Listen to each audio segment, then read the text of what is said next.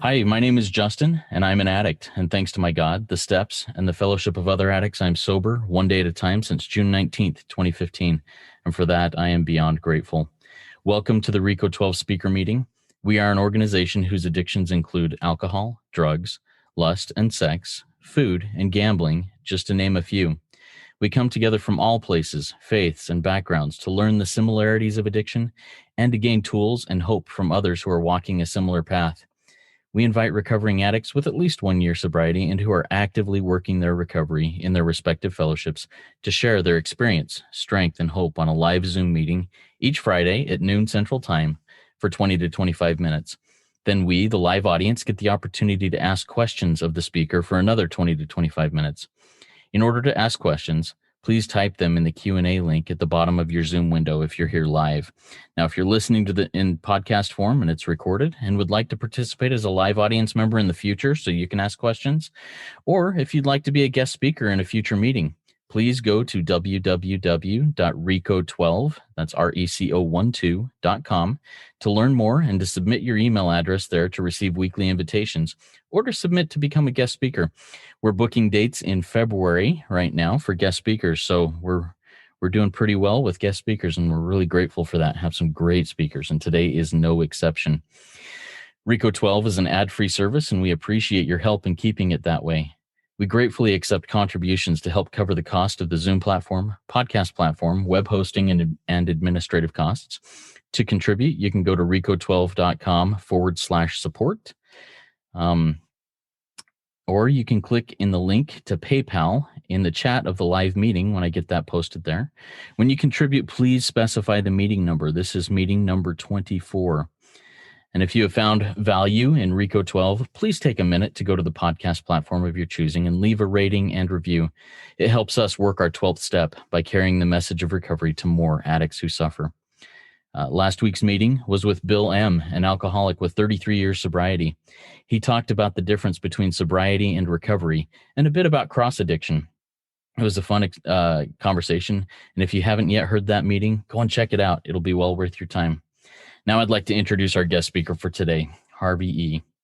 Harvey E. has fast become one of my best friends. He is a sexaholic with nearly 7 years sobriety. And since he and I first met, and I remember the date, I looked it up today on December 10th, 2019, via Zoom for an interview I did with him for the Journey Through Life podcast. He has been instrumental in the current phase of my recovery and in the idea and initial development of the Reco12 Speaker Meeting. He was the first guest speaker for the Reco12 project back on June 19th, 2020, and I am grateful that he was able and willing to fill in this week for a spot that unexpectedly came open. Harvey will be speaking to us today on a catchy title that I identify with all too well. It is, I Got This. Oops. I'm looking forward to this talk and think it will be very helpful for many. Harvey, I will share that prayer here on the screen, and then the floor will be yours. Just a second.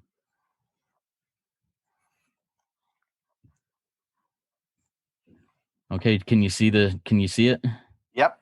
All right, the floor is yours, Harvey. All right. Good morning, good afternoon, good evening. I'm Harvey E. in Toronto, and I am a grateful recovering sexaholic, a good person worthy of recovery and a child of God. I'd like to start my talk with a prayer, as you see on the screen, that I say with my sponsees whenever we start our work together. It's known as a set-aside prayer, and it's about precisely that.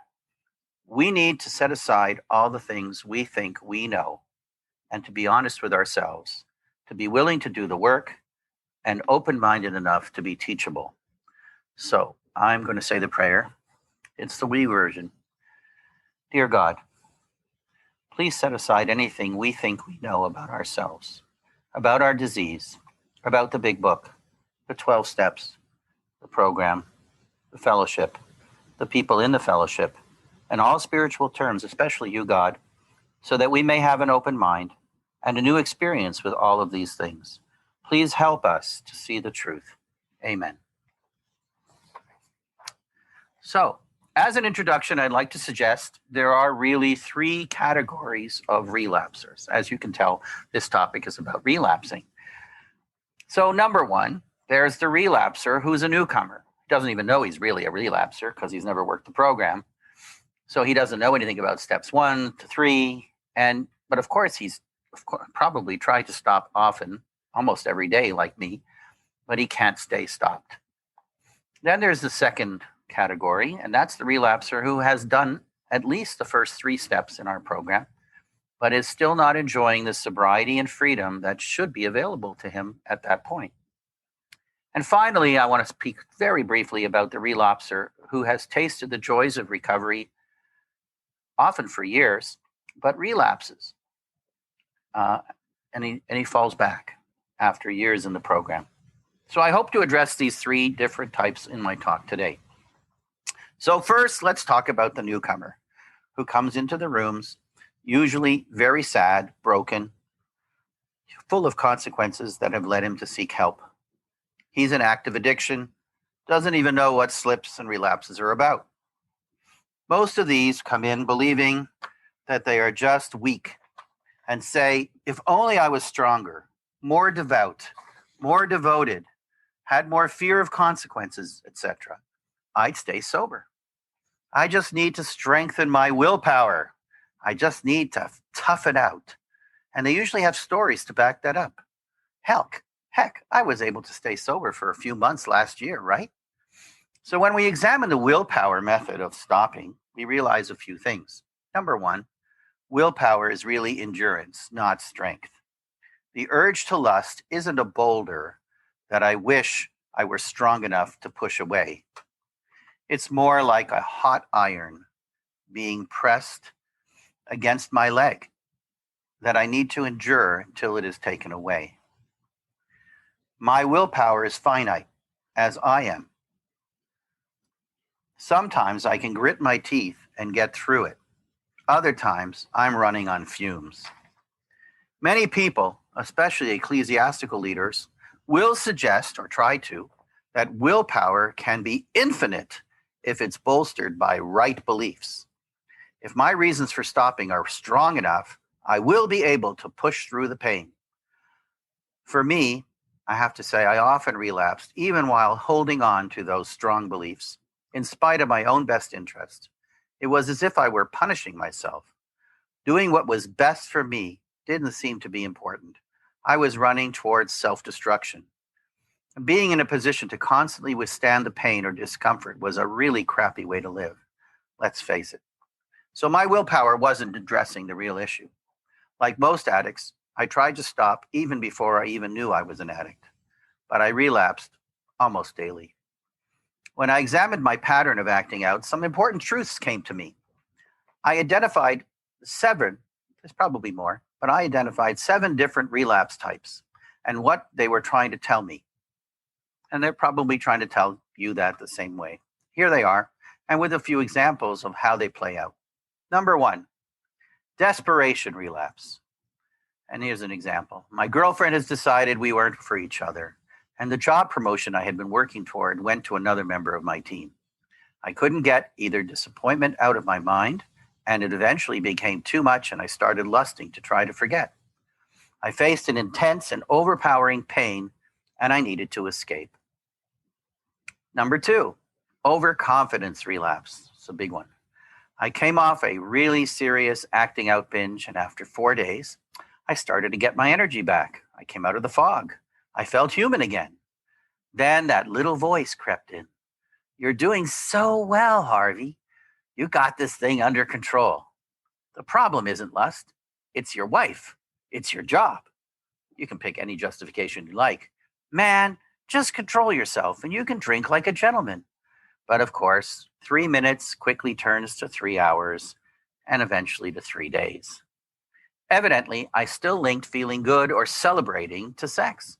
I decided that the positives of lusting outweighed the negatives. I can get the good parts and avoid the bad. Number 3, rage relapse. Someone I trusted betrayed me. He told somebody about something that I had secretly told him. I was so angry, I aggressively drove to the nearest bathhouse. I used the acting out to reassert myself. Number 4, overwhelm relapse. I was behind on my rent. I kept screwing up at work. I missed an important appointment. Anxiety completely took me over and my body shrank down. I needed to put everything on hold. I had too much on my plate, a lot of small things that wouldn't have been a huge deal all piled up on top of each other, creating an avalanche. Too many problems, only one solution. Number 5, social pressure relapse. I was sober for a few months. I went home for Thanksgiving to visit my parents, met up with friends I used to hang out with. I hadn't told them about my sobriety and was pretty nervous to share anything about it. The evening turned to visiting a strip joint, and the rest is history. The fear of being rejected is very strong. I wanted to be one of the guys. Saying no would weird everyone out. 6, revenge relapse. After a particularly intense fight with my wife, I began to entertain thoughts of divorce. I stormed out of the room, got on my computer, and watched porn, hoping she'd come in, see me, and that would incite round 2. Fear around the state of the relationship made me feel like I'd lost control. So I tried to regain that sense of control. I can do whatever I want.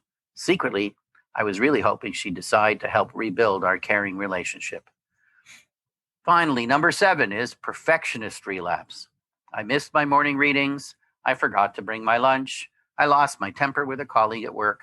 I got home from work, was too tired to exercise, decided not to make a call to speak to my mom, just didn't have it in me. Then the negative talk started. Man, you're a loser. You are so bad at life. High expectations of myself always led to disappointment, which ended in toxic shame. All of these have a common thread. They all relate to intense emotional distress. So when I came into the program, I was living my life on self-will. And as the big book says, it's self-will run riot. I was a spoiled brat. I wanted what I wanted when I wanted it, and I didn't want what I didn't want. I usually blamed everyone else for anything that didn't go my way or that I just screwed up. I didn't take responsibility for myself. I didn't really connect to myself or anyone else either, especially my higher power. My life lacked structure and discipline. I hated that intense emotional distress that plagued me almost constantly. In order to change my life, I needed to change my life. How did I do that? Well, when I got into the rooms, I had friends. Eventually, it took me a few weeks, but eventually I had friends in the room who encouraged me to change my routine. And here's a few ideas that were recommended to Harvey, the newcomer. Number 1, get up a bit earlier than you generally do. Use that extra time to do the following: pray, meditate, read some recovery literature, journal morning and night. Give yourself some positive affirmations through the day. Add some discipline to your life. And as Benjamin Hardy, who was a speaker here not so long ago, he speaks and he talks about discipline weighs ounces, regret weighs tons. And that's so true for me. The other thing they offered was an idea about doing gratitude lists. Another one is doing some self-care, which could involve personal hygiene, exercise, watching my diet, getting off of sugars. During the rest of the day, they recommended taking a few minutes every few hours to pause, to breathe, to pray, if I can, make a call to other addicts and to a sponsor once I got one. That took a little while. And I had to get to meetings. Of course, meetings don't keep you sober. Phone calls don't really keep you sober. But both of these do help us learn to be vulnerable, to be honest, to exercise the honesty muscle many of us have not used in years. And they give the newcomer a feeling of belonging, a feeling of positive self-worth. A stranger who's not charging for their time, has no ulterior motive whatsoever, just a willingness to be there for the newcomer. What a new feeling that is for many of us, and it certainly was for me. A lot of the early Step Zero stuff I did was about doing just that. The self-care and the new connections I make in the rooms and through calls helped me start to believe I was worth it, that I had value, and that the negative self-talk wasn't accurate. The Step Zero changes I made in my life were also feeding my spiritual self with the vitamins that help that part of me get stronger. Because just as the body needs certain nutrients and develops symptoms when it is deficient in any essential nutrient, so too the spirit needs its nutrients. If the spirit is deprived of its essential nutrients, it too develops symptoms, the most prominent of which is unhappiness and discontent, restlessness. This is not depression, and it's not helped by antidepressant medication. A person may indeed find that religion strengthens one's spirituality, But that's only if one's religious behavior goes beyond superficial rituals. To be truly spiritual, a person must have an ulterior goal in life, must be compassionate. Person must have an ultimate goal in life, must be compassionate, must be considerate, must be humble, must give of oneself to help others, must control one's anger, must forgive, must be meticulously honest, and must make ethical and moral choices, often defying strong desires and cravings. So that's the first category, newcomer. Let's talk about the addict who's done at least the first 3 steps. He's an addict. He realizes that he's powerless against this addiction and that his life is unmanageable. Basically, he's working on smashing his ego. That's step 1. In step 2, he's come to believe in a God who can restore him to sanity, a God who loves him unconditionally, a God he can trust, he can finally trust to run the world for his best interest. I've heard a triad of slogans that I'd like to share, which I learned to appreciate when I did my step 2. The first one is, "It is what it is." This reminds me that the circumstances of my life in this very moment are what they are, and they are exactly as God meant them to be. It is of no use to fret over them. The second is, "You are who you are," speaks of the awesome greatness of my God. He is the great I am. He can handle any situation that is confronting me. The third one is, "I am who I am." And that tells me that I'm exactly who God wants me to be in this very moment. It doesn't mean that I don't have character defects that need to be changed. It just means that today I accept where I am in the process. It is what it is. You are who you are. I am who I am. Great slogans to remember on the road to recovery. So in step 3, the addict surrenders his thoughts and his actions, his life, to that power he found in step 2. The surrender in the third step, when we replace our will with the will of our higher power, places us into his care. That's what relieves us of the insanity of our addiction, no matter what it might be. Relapse at this stage is going to fit into one of 2 groups. And I label these 2 groups a first step problem or a second step problem. Let me explain. In the big book of Alcoholics Anonymous, our basic text, our Bible, so to speak, it describes taking the first 3 steps as building an arch through which the addict will walk to freedom. The first step is called the foundation stone, the second step, the cornerstone, and the third step is the keystone of that arch. So it's pretty easy to see. Let's look at ourselves as masons. If either of the 2 sides of the arch are undermined, if the foundation or the cornerstone is disturbed or removed, if we've skimped on the mortar, the arch collapses. The keystone ends up on the ground. So if I relapse because I take back my self-will, my ego takes over, that's a first step problem. Any relapse that relates to my wanting to take back control or involves complacency or thinking I've got the power is a step 1 problem. If I decide I can lust like a gentleman, that's a step 1 issue. If I think I can hang on to a few little bottles like lusting after my wife, that's a step 1 problem. In the 7 types of relapse that we discussed before, can you see which ones fit into this group? Well, overconfidence relapse for one. I think perfectionism relapse, and probably revenge relapse. Step 2 relapse has happened because my relationship to God is still not where it needs to be. If I haven't found a God that loves me unconditionally, or that I can trust to want to only do the best for me, then I really don't have a step 2. That will result in issues around fear of rejection, fear of abandonment, fear of failure, fear of inadequacy, fear of losing control of my life, overwhelming fear of life's trials and tribulation, fear of what others might think of me. In all of these, I've lost my God connection. I've made someone or something my higher power. Which of the relapse types that we spoke about fits into this group? So I would say social pressure relapse, desperation relapse, and overwhelm relapse. So this program requires that we be vigilant and watch out for warning signs that we may be heading for a slip or a relapse. I thought I'd share a few of those. You can certainly review your own experience and add to this list. Number 1, the acronym SLIP stands for sobriety loses its priority. Number 2, famous line that we always say in this program, half measures avail us nothing. And I say full measures, half time avail us nothing. Number 3, not bringing things to the light.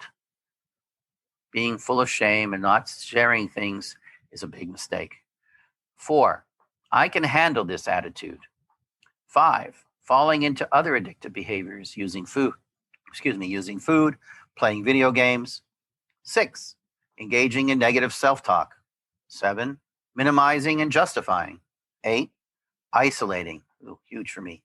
9, testing computer filters to see if they work. And finally, number 10, this is another one from huge one for me, is playing the victim. I was a tremendously, really super victim. So I have also identified 5 attitudes that when we adopt them can help us not to slip. So I'm going to read them now, talk about them a little bit. Attitude 1, sobriety must come first for me. The member who tries to make the recovery program a second or third class hobby usually has trouble. We have a number 1 problem and we have to treat it as such. Attitude 2, I will suffer this pain. It will pass. Even if I die now, I will die sober. This kind of nervous or painful condition is similar to most addicts. Some who have been dry many years have to put up with it from time to time. They recognize the situation, however, and know that the feeling will pass. Newer members may not be so sure, but they should resolve not to drink, even if they're going to die on the spot. Not many addicts actually die in this manner, but when you are willing to die for your sobriety, you'll probably stay sober. Attitude 3 is, I will suffer any embarrassment for my sobriety. I've suffered terrible embarrassment in the past because of my lusting and my acting out. If I, quote, drink again, I will suffer still greater embarrassment in the future. So why not suffer a little embarrassment for sobriety? I will refuse that hit, even if a dozen people point to me with scorn. Even if I fall down in confusion and disgrace, I will not act out. Actually, the frightful embarrassment with which the addict mentally wrestles practically never occurs, but he or she must be prepared for it. If he resolves to die of embarrassment rather than to take a drink, he'll almost certainly stay sober. Attitude 4, sobriety must be earned. Sobriety cannot be bought with money. Many of us tried that to no avail. Lots of therapy, rehab, very costly rehab. But sobriety does have its price. And if we try to buy it too cheaply, it may elude us. Hence, if I attend 2 meetings a week and do not get sober, I have to know that I have to step up my program, maybe to 4 or 5 meetings a week. This intensification of activity has particular applicability to members who have been around some time with limited success. They may be trying to buy sobriety too cheaply. It usually can't be done. Sure, there's a guy in my meeting, Joe. He stays dry without going to many meetings. And some of those guys even stay dry on their own without a sponsor. But what does that have to do with me? Attitude 5, try to put greater emphasis on personal contact with that higher power. And some new members may not be ready for that step because they may either be atheists or they're carrying a lot of resentment to the God of their faith-based background. Some of us who enjoy sobriety ask that higher power, we pray to them every morning for grace to get through another day. No matter what happens, don't let me take that first drink today. No matter what happens. At night, we give thanks for the day just gone, and we look forward to the morrow, humbly asking him for 24 more hours of sincerity, sobriety, and serenity. We ask his help tomorrow to improve the quality as well as to increase the quantity of our sobriety. So I have just a few words to say about the third category of slippers. These are the long-term sober members who worked their program, got sober, did step 12, really changed their lives. Then one day, they just burned out. Maybe it happened gradually. They stopped going to meetings. They didn't troll for new sponsees when they finished taking their last one through the steps. Maybe they got complacent about their step 11 and stopped studying scripture or doing other spiritual activities that were meant to grow their relationship to their higher power. And as it says in the big book, when discussing the maintenance steps 10 on page 85, It is easy to let up on the spiritual program of action and to rest on our laurels. But we are headed for trouble if we do, for lust is a subtle foe. We are not cured of sexaholism. What we really have is a daily reprieve contingent on the maintenance of our spiritual condition. Every day is a day when we must carry the vision of God's will into all of our activities.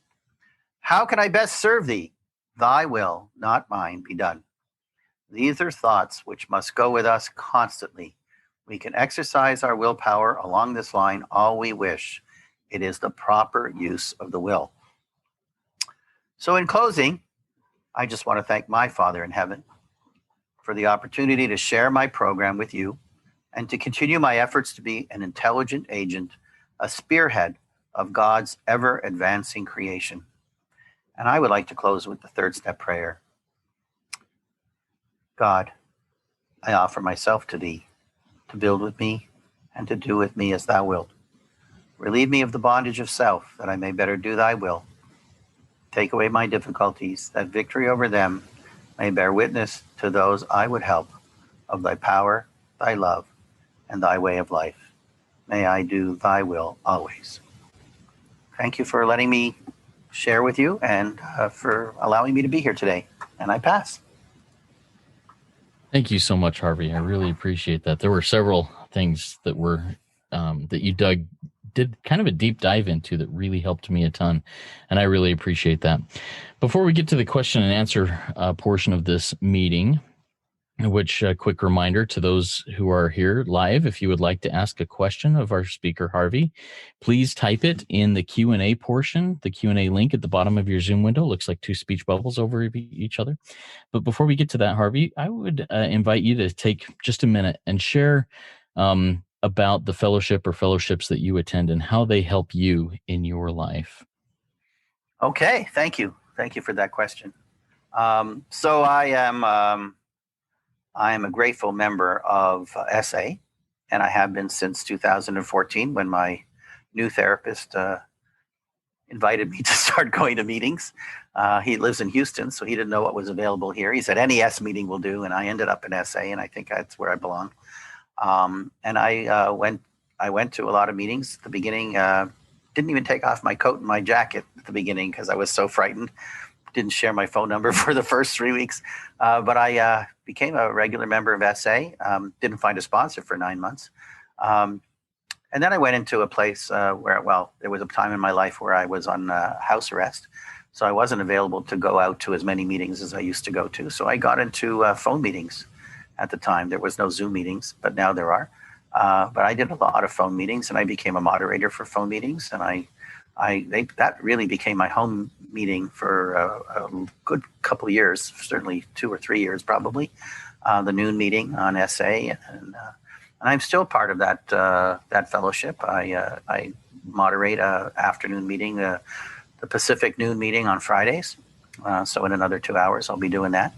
And then about a year and a half ago, as a result of meeting some members of an ARP support program, which you may or may not be familiar with, but they were looking for people with at least a year's sobriety, and I had at the time 5.5 years that I guess at that point, or maybe 6. And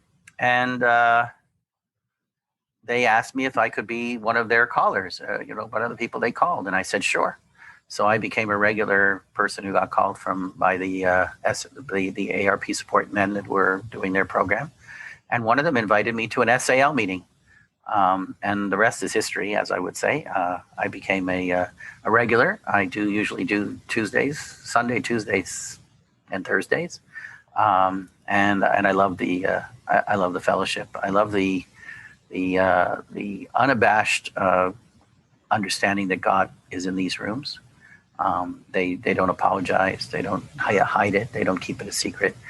And I just love that. And there's some wonderful, really some amazing men in that program. And I'm really grateful for that Heavenly Father has brought me to that room. And that's really where I am mostly these days. And I really appreciate all of the experience and the connections that I've found there. So that actually, I guess that answers your question. Yes, thank you very much, Harvey. I appreciate that.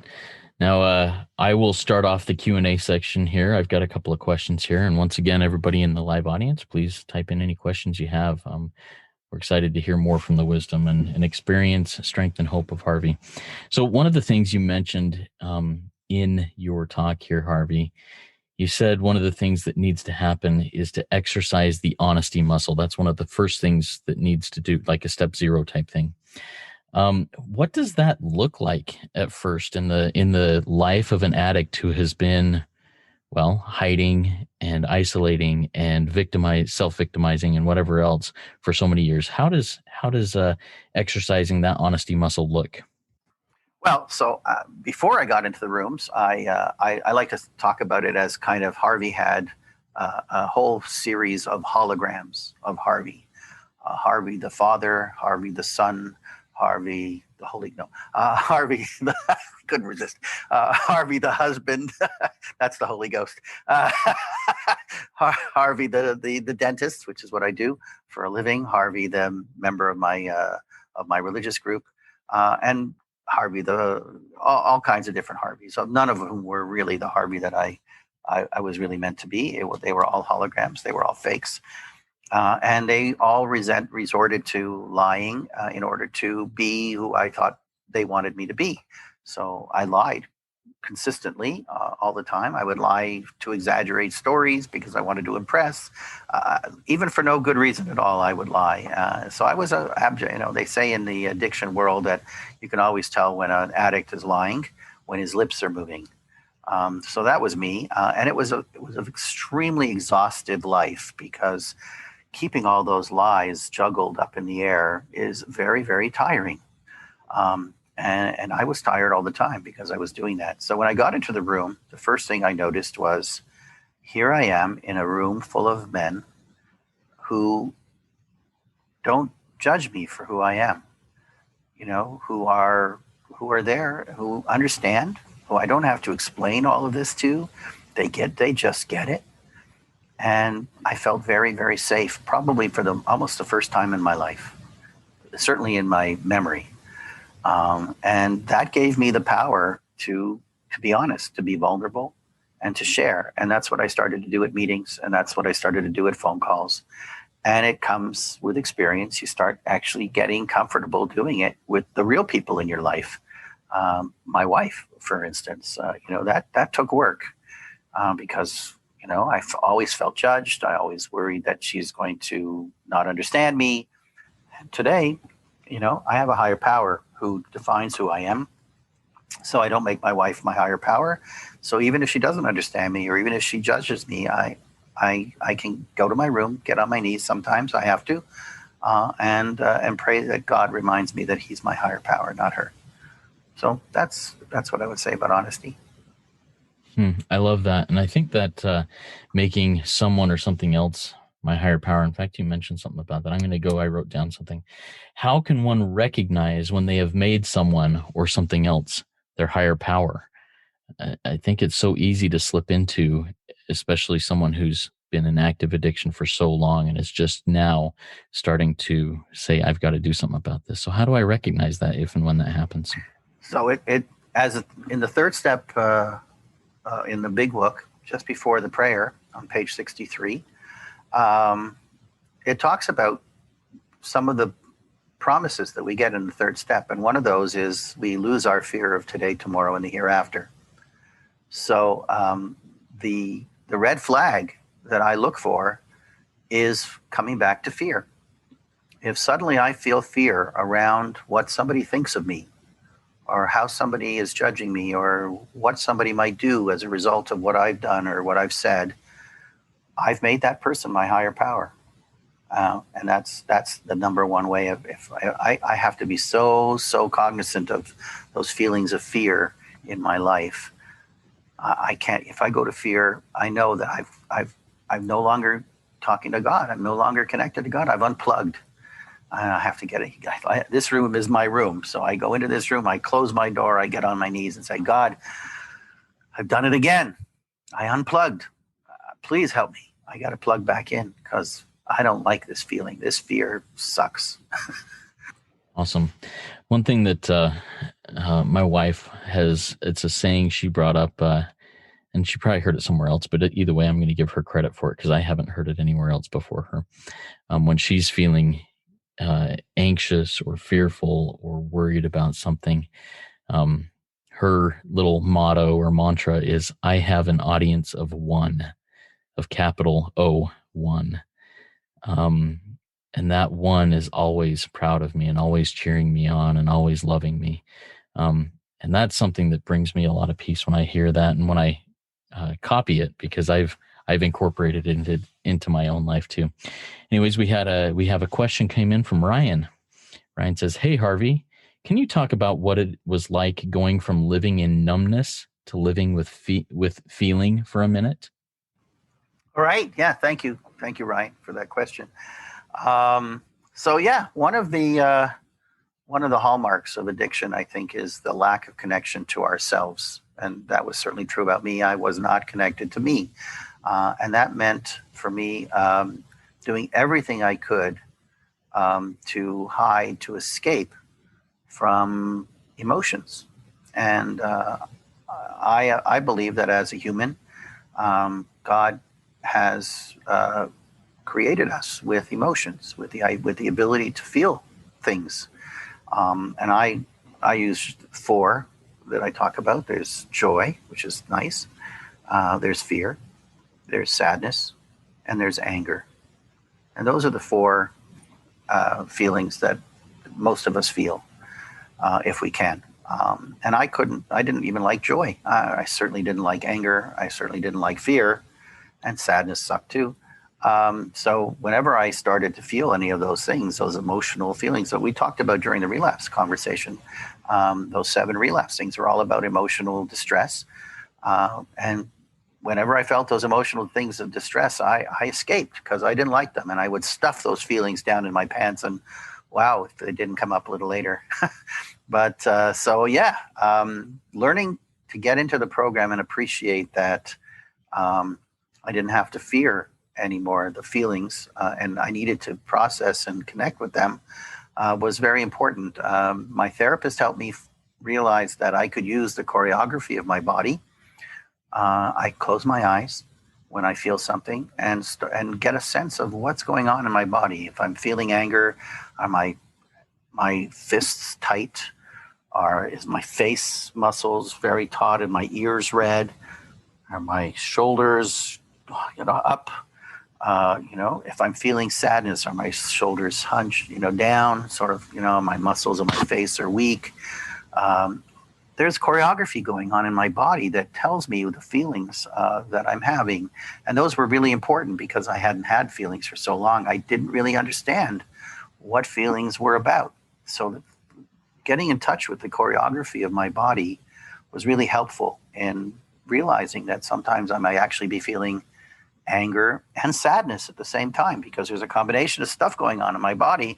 It's not just one feeling. And that's true. Many times I'm going to have more than one feeling. So once I get in touch with the feeling, whether it's anger or sadness or whatever, fear, then I can process it. For instance, in anger, if I'm having feeling angry or frustrated or irritated about something, it's usually because a boundary has been broken.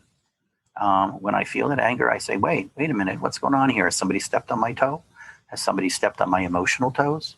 And what do I need to do about it? And boundaries is another thing that, of course, I certainly didn't have a very good sense of what boundaries were about or how to put them up and enforce them. So today I can say, you know what, you crossed my boundary and that's not okay. And be safe enough to be able to say that to a person, or get to a point where I can accept that there's nothing I can do. She's 99 years old. She's my mother.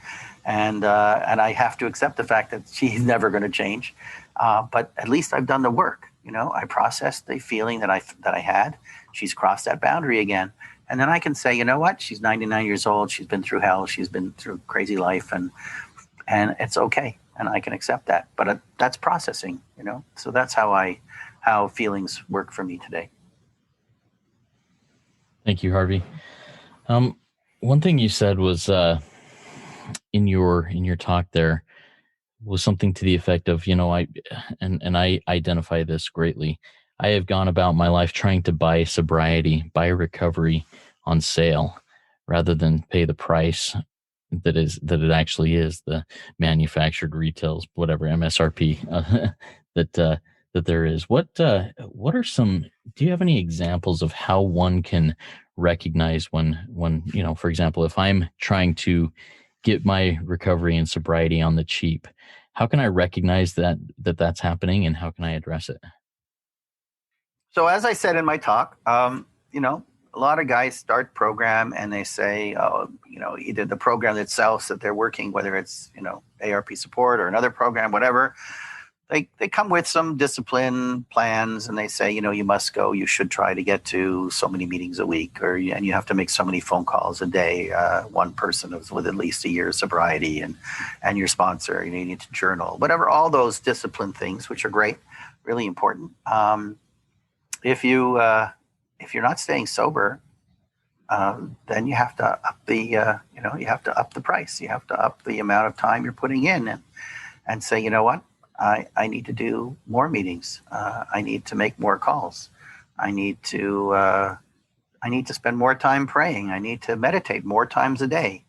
I need to do whatever it takes, and that's the big word, whatever it takes.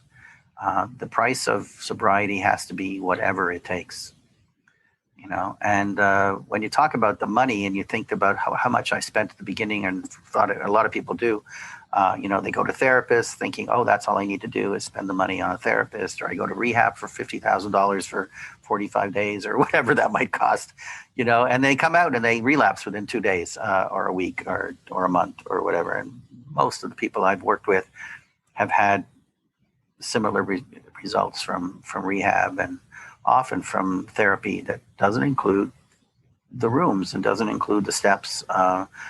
We need each other. This is a we program, and but we need to be committed to it. We need to, I was a very low bottom when I got here. I shared often, I was seeing escorts 2 or 3 times a day. And so for me, I know that, even though I'm almost 7 years sober, I still go to 2, 3, 4 meetings a week.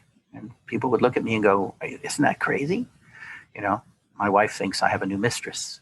It's called recovery, and that's another issue. We can talk about that another time.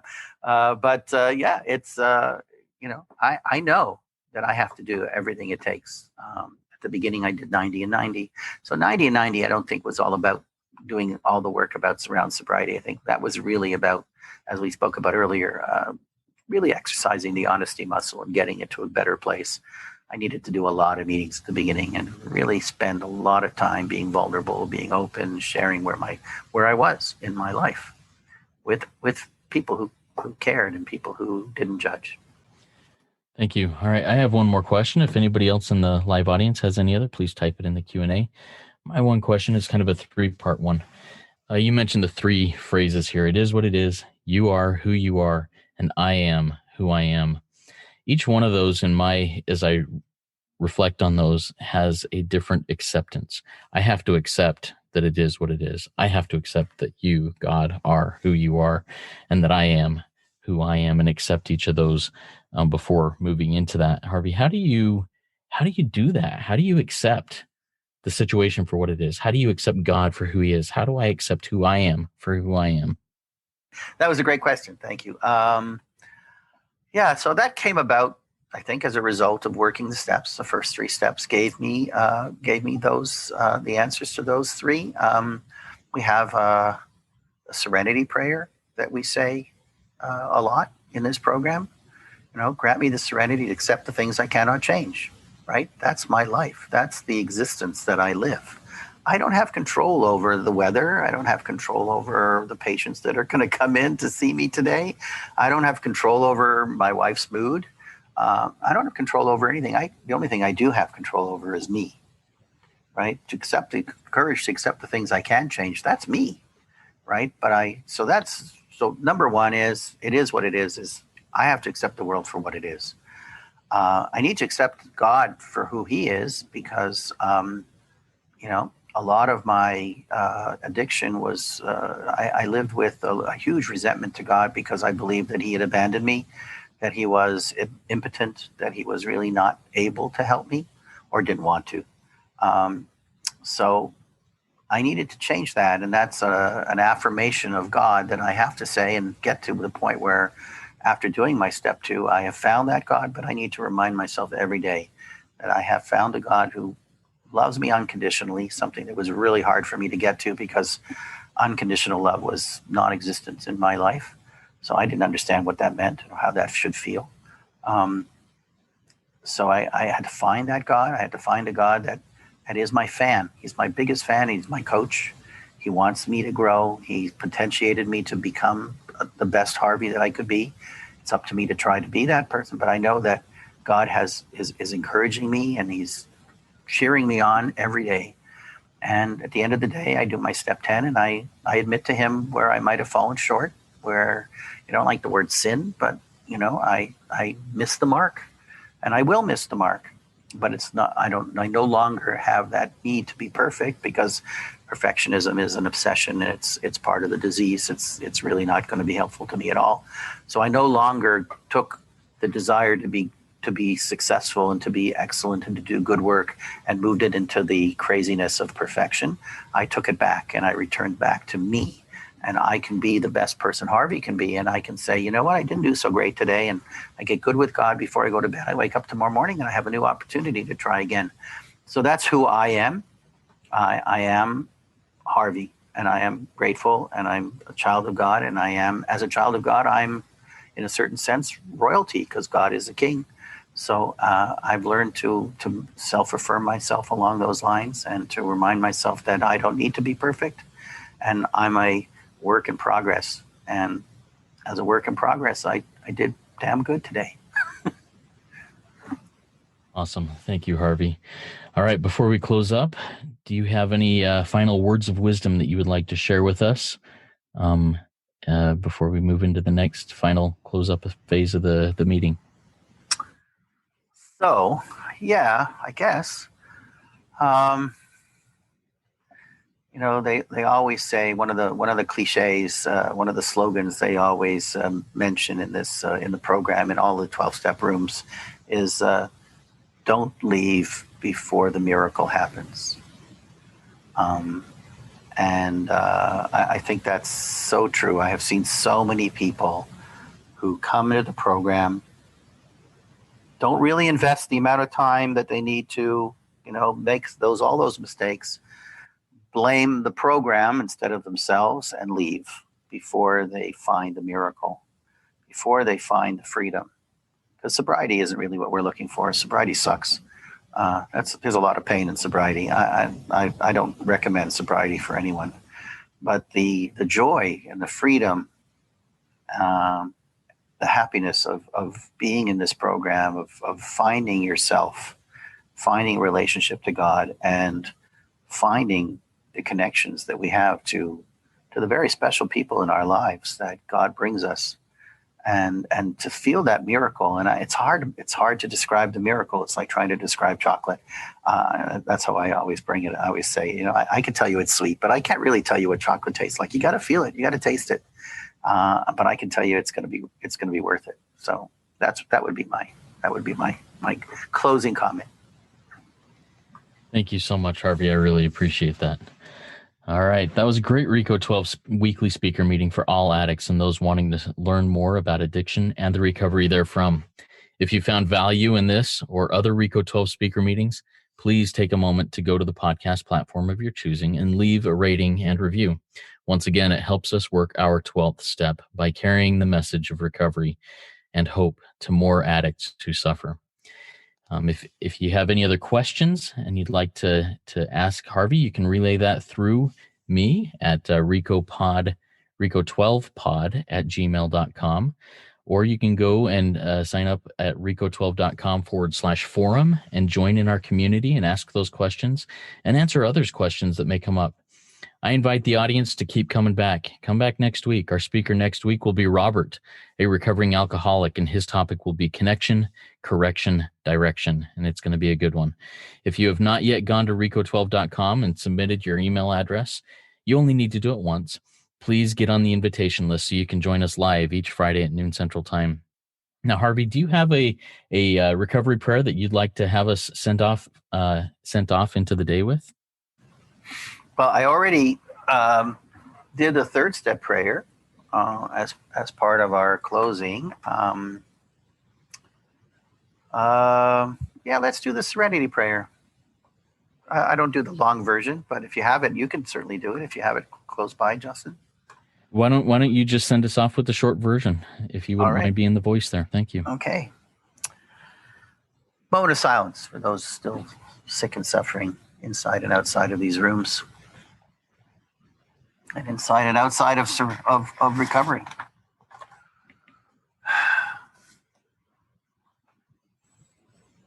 Prayer. God, grant us the serenity to accept the things we cannot change, the courage to change the things we can, and the wisdom to know the difference.